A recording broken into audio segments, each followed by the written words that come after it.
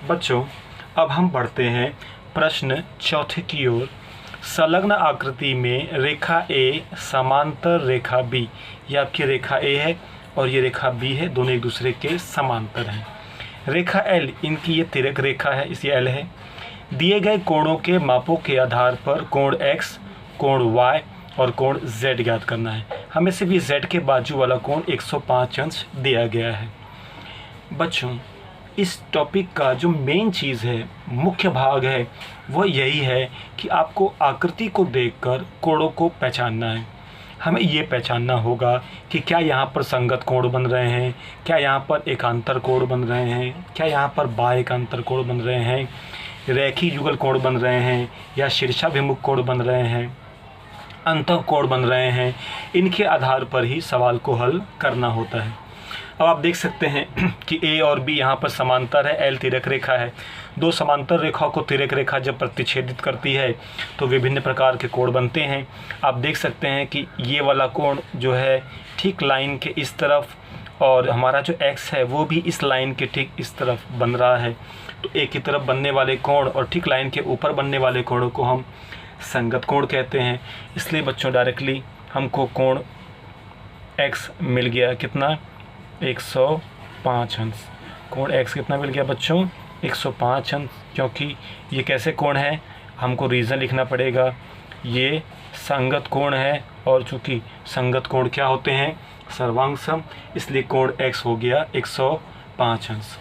अब x और y में आप देख सकते हैं जब दो रेखाएं प्रतिच्छेदित करती हैं तो शीर्षाभिमुख के बिंदु के, दोनों रेखाओं के प्रतिच्छेदन बिंदु के अपोजिट तरफ, एक तरफ इस तरफ और एक इस तरफ जो कोण बनते हैं, ऐसे कोणों को हम शीर्षाभिमुख कोण कहते हैं।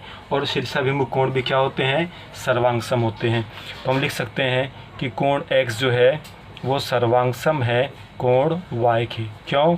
क्योंकि ये कैसे कोण है, ये शीर्षाभिमुख कोण है। अब बच्चों, शीर्षाभिमुख कोण है। अब चूँकि x और y सर्वांग सम है, इसका मतलब x और y का माप समान होगा।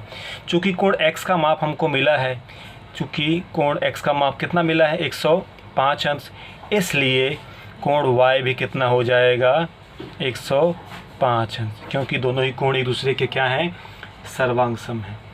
अब x और y बच्चों हमको मिल गया है। अब हम बढ़ते हैं z की ओर। z आप देख सकते हैं ये स्ट्रेट लाइन है, z एक इस साइड बन रहा है, एक इस साइड बन रहा है। ऐसे आजू बाजू के कोणों को हम क्या कहते हैं, बिल्कुल इसके पहले वाले सवाल में हमने हल किया है, इसे हम कहते हैं रैखिक युगल कोण।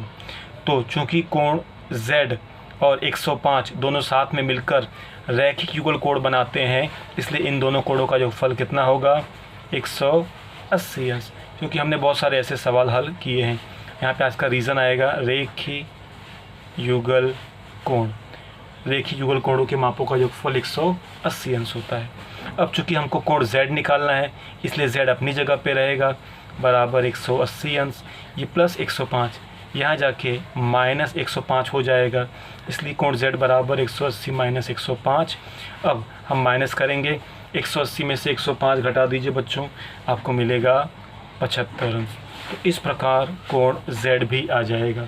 तो x हमको संगत कोण से मिला, y हमको x और y के शीर्षाभिमुख कोण से मिला, और z चूँकि इसके बाजू वाला कोण है इसलिए वह रेखीय युगल कोण से हमको प्राप्त हो गया। इस प्रकार हमने कोण x, कोण y और कोण z तीनों कोण ज्ञात कर लिए हैं। इसी के साथ बच्चों ये आपका एक्सरसाइज पूरा होता है, क्योंकि जो पांचवा सवाल है,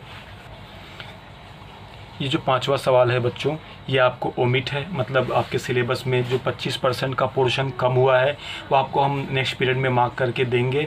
फ़िलहाल आपको ये एग्ज़ाम्स में इस तरह के सवाल नहीं आएंगे। कोविड की वजह से जैसे पिछले साल 25% का पोर्शन कट हुआ था, वैसे इस बार भी कट हुआ है, इसलिए आपको पूरा इसकी इन्फॉर्मेशन आपको बाद में देंगे। बस आप इतना समझ लीजिए कि पांचवा सवाल आपको नहीं करना है। अब हम आगे बढ़ते हैं बच्चों 2.3 एक्सरसाइज की ओर। 2.3 भी आज हम करेंगे।